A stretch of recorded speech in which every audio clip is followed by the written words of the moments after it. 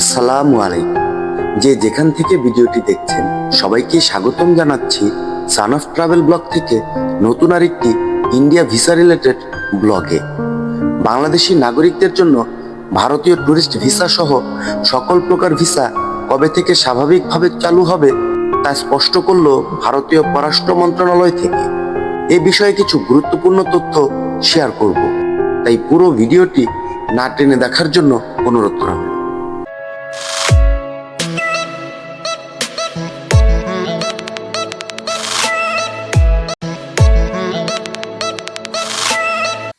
বাংলাদেশি নাগরিকদের জন্য সবচেয়ে চাহিদা সম্পন্ন ভিসা হলো ট্যুরিস্ট ভিসা এবং মেডিকেল ভিসা।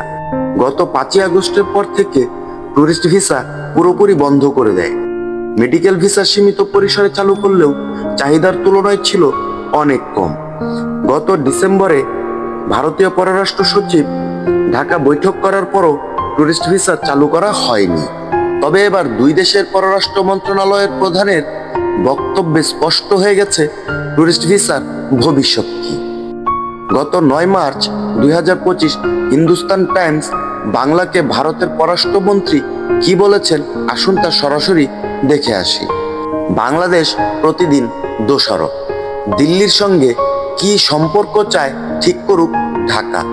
জয়শঙ্কর বার্তা দিতেই বাংলাদেশের তৌহিদ হোসেন বলেছেন, সদ্য মাস্কটে ভারতের বিদেশমন্ত্রী এস জয়শঙ্কর মুখোমুখি হয়েছিলেন বাংলাদেশের বিদেশ মন্ত্রণালয়ের উপদেষ্টা তৌহিদ হোসেনের সঙ্গে। দুজনের মধ্যে বেশ কিছু বিষয়ে হয় আলোচনা। এরপর সদ্য বাংলাদেশ নিয়ে মুখ খুললেন জয়শঙ্কর। তিনি সাফ জানান, ভারতকে প্রতিদিন দোষারোপ করা হচ্ছে ঢাকার তরফে। এমত অবস্থায় বাংলাদেশ ঠিক করুক তারা কি সম্পর্ক চায় ভারতের সঙ্গে। এদিকে দিল্লির এই সাফ বার্তার পর বাংলাদেশের ইউনূস সরকারের বিদেশ মন্ত্রণালয়ের উপদেষ্টা তৌহিদ হোসেনও পাল্টা মুখ খুললেন ঢাকার তরফে।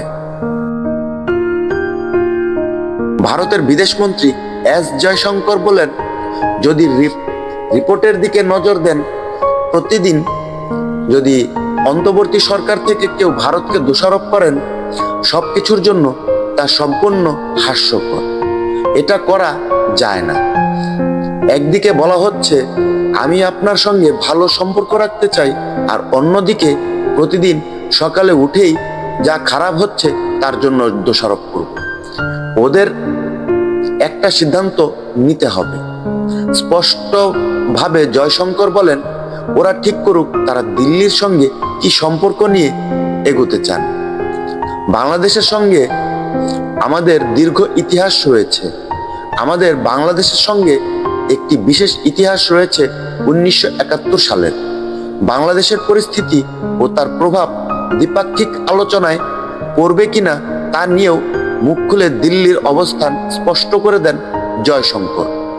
তিনি বলেন, আমাদের দ্বিপাক্ষিক সম্পর্ক যে সমস্যার মুখোমুখি হচ্ছে তার দুটি দিক রয়েছে। প্রথমটি হলো সংখ্যালঘুদের উপর সাম্প্রদায়িক আক্রমণ। সংখ্যালঘুদের উপর হামলার ঘটনা ভারতের জন্য খুবই উদ্বেগজনক। এটা স্পষ্টতই এমন কিছু যা আমাদের চিন্তাভাবনাকে প্রভাবিত করে।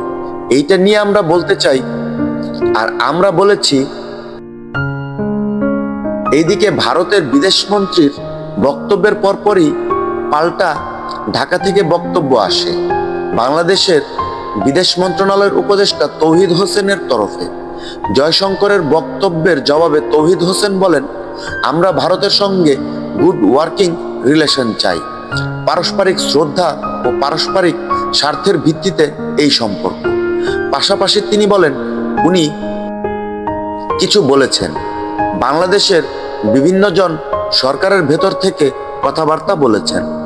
এরকম কথা আমাদের এখান থেকে বলেছে, ওনাদের ওখান ভারত থেকেও বলেছে।